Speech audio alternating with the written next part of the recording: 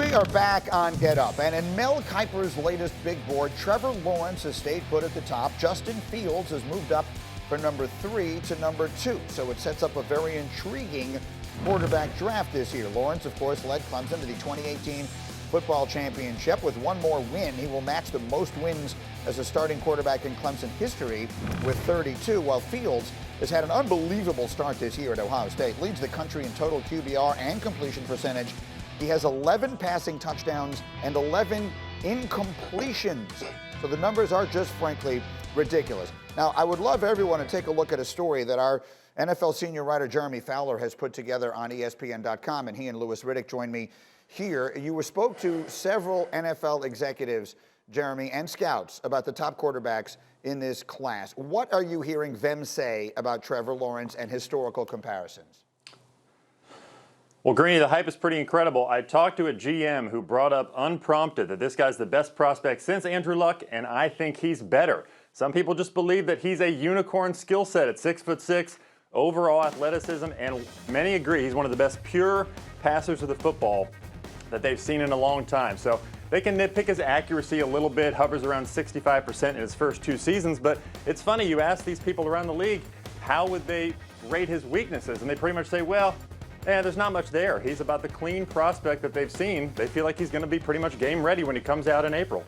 All right, so there are almost no questions about him. And Lewis, obviously, you're busy doing Monday Night Football, and you'll do your scouting and all that kind of film work, obviously, as we get closer to the draft. But from what you have seen, what you have seen from Lawrence and what you've seen from Justin Fields, what is your assessment of the distance between them at 1 and 2?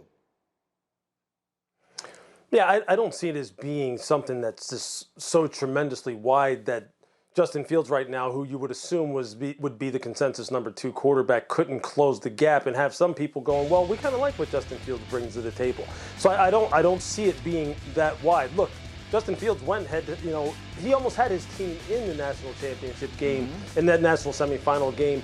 And if a few breaks go his way, Ohio State is playing for the national championship instead of Clemson. So I really like the things that he's doing. I think the thing that really, for me, after watching the film, and just let me be clear, I have not watched these guys close enough to really give an honest assessment, but I think the thing for me that would really make some difference and really, it would really resonate with me is the interview process that you would have both with these individuals and with their coaching staff. So that means Dabo Swinney and with Ryan Day. And we'd have to, take it from there. There's a lot of information still to be gathered about these two. There's no question that Trevor Lawrence is a freak out there. I mean, he looks like a guy who would give you nightmares to try and defend. No question about that. But Justin Fields has played very, very well. And Ryan Day is a very, very good coach.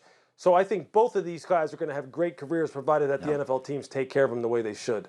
Well, that really becomes then the next piece of this. So, Jeremy, what are people around the league saying about what could happen? Let's just say the Jets wind up with the number 1 overall pick. What is the expectation? Well, it would be pretty clear-cut at that point. Everybody I've spoken to believes that they would take Trevor Lawrence, but here's how this will shake out, Greeny. They have to ensure that, 1, Lawrence is coming out. Now, I've spoken to a few execs who believe he's at least considering staying at Clemson. At the end of the day, they do expect him to leave, but, it's at least a thought right now. So if he goes in the draft, they want to make sure they're on the same page with Lawrence, that he knows he's going to be a Jet, he'd be happy to be a Jet, and that they can turn in that card. They have to do that before they can even start to shop Sam Darnold, a quarterback they still very much like. They have 32 games of file on him. They know him well. They believe that he could be in the right system and with the right playmakers around him, a good quarterback. That's why they believe he would have value if it comes to that. Joe Douglas, he looks for bargains. He would probably want a first-round pick for Darnold. He might not be able to get that, but there would be some interest for him closer to late April.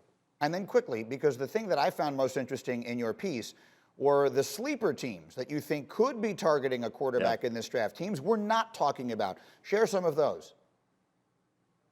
Well, watch out for Carolina. This is a team I've continuously heard is intrigued by the 2021 draft class. They're all in on Matt Rule long term. They want to be good now, but they're okay being really good in 2022 or 23. Now, they got Teddy Bridgewater for 2 more years under contract. That's perfect for them. He can continue to play games, or if they want to groom a guy behind him, that's gravy too. And San Francisco, Greeny, I've talked to several coordinators around the league who believe Kyle Shanahan should really go all in on an athletic young quarterback that they can throw on the move and run the ball with. They think he could dominate the game if he does that.